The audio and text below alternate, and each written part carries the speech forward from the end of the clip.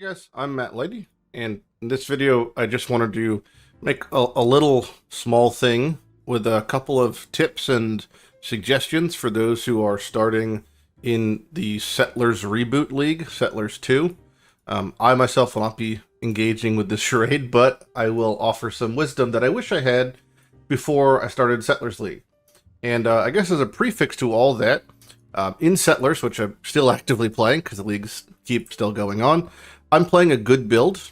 That's without question. I don't want to make it seem like I'm not playing a good build. I'm playing a very good build, and I've got very good gear. And this good build and good gear is not that hard to acquire in Solo Self-Found.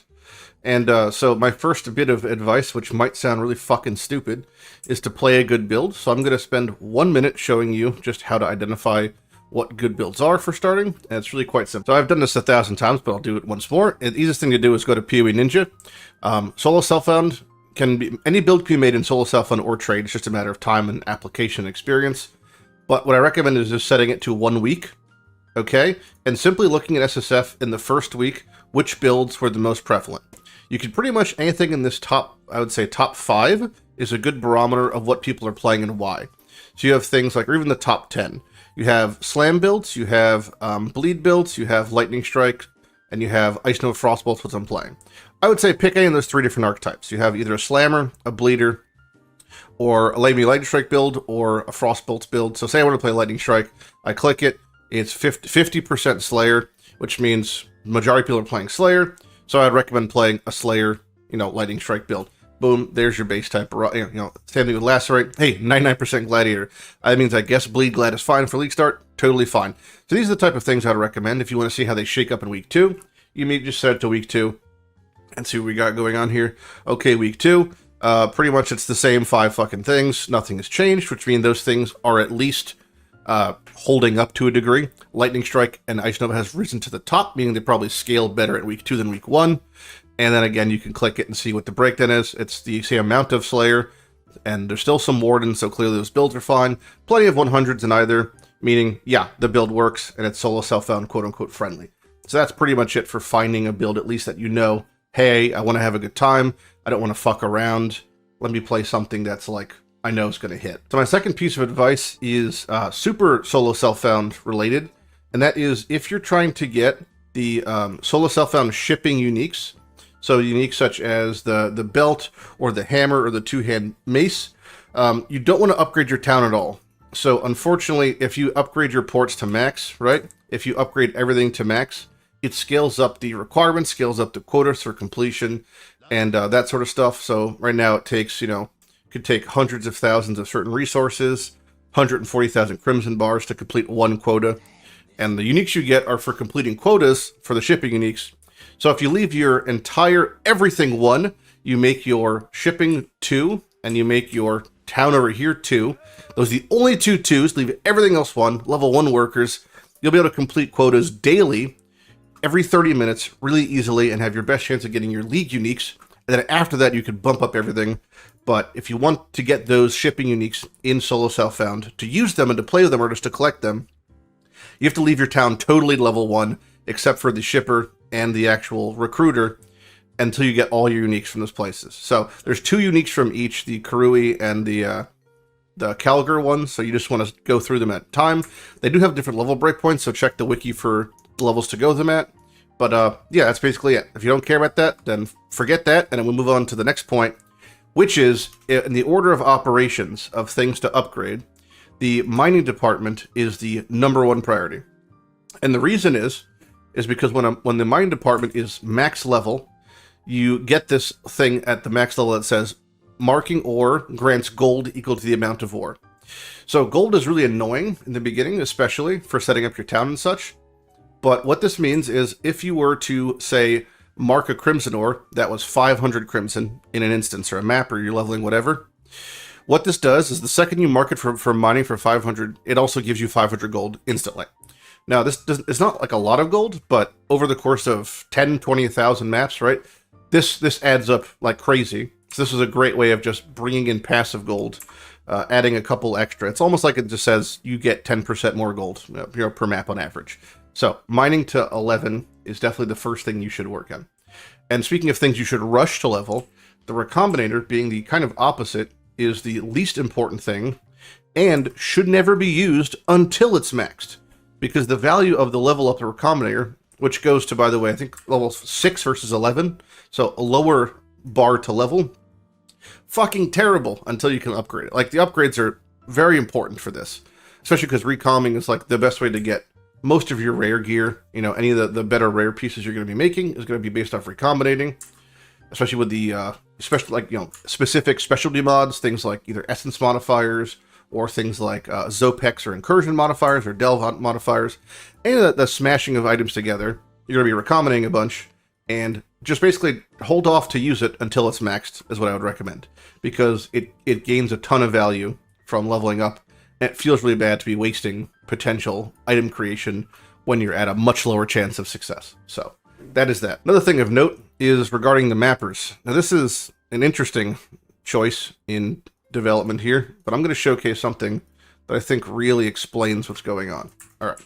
So I have 6 mappers that are all rank 10 or 9. There's one 9 here. So basically a max mapping device. If I put in a corrupted 8 mod map, there is a 1% chance for failure.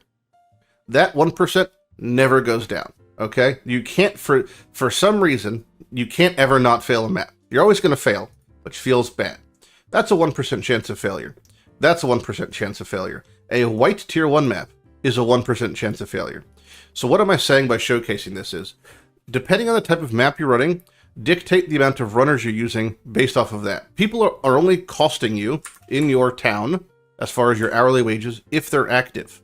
If they're not active, i.e. if they're removed over here, they're not costing you. If you want to run white maps, don't put in rank 10s, because the same 1% chance of failure is going to apply either way. If you're running maps with 10s, don't run basic red maps, because that's a 1% chance, when this 8 mod corrupted one is also a 1% chance. So basically, you always want to do your highest percent chance of failure without breaking past 1%. Because there's no reason not to. The floor is set. You know what I'm saying? The floor is totally set at 1%. So you can't get around that. Meaning you want to get the most value out of your mappers. Your mappers, they have names, they have wives, they have kids, families, jobs. They're going to die. They're all going to die eventually. That 1% is going to hit constantly. You're going to have it happen, if not every other day, constantly. Okay? So, because of that, the highest value map you can that does not break that 1% chance of failure. And if you're doing shit maps, put in shit mappers, which brings us to the next point, is the same for shipping. If I'm sending small shipments, so a lot of people will do a very small shipment of 5 bars, 'cause I think it's 120 shipment values, like the minimum you could send, right? Or maybe it's just 100. It's 100, okay. So you can't ever go below 100 shipment value. And if you're sending ships every 30 minutes to Ribbonfell, for example, just to try to get runes, because each shipment's going to contain 1 rune, and the percent chance of having a good rune is incredibly low when sending like shitty low shipments, but not 0. A lot of people will just send shipments every 30 minutes, all 3. But if you're doing this, do not use a full crew of rank 10 or rank 9 shippers.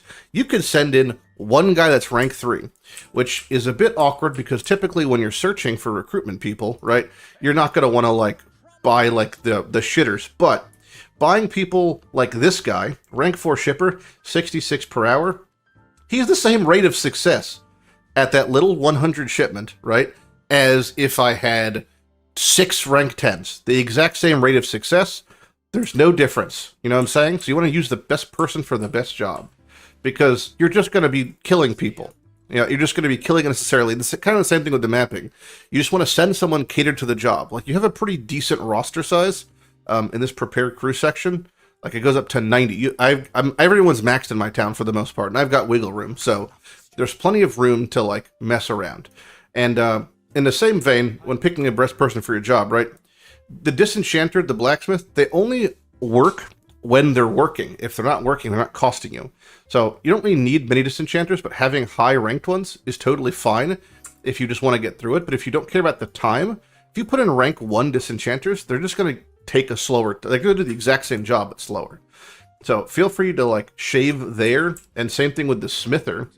You know, your smithers in the same vein are doing a good job as fast as they can, But if you're not in a rush, like when you go to bed, rank 5 shippers or rank 5 disenchanters, they're going to churn through all your resources anyway by the time you wake up. So it kind of doesn't matter.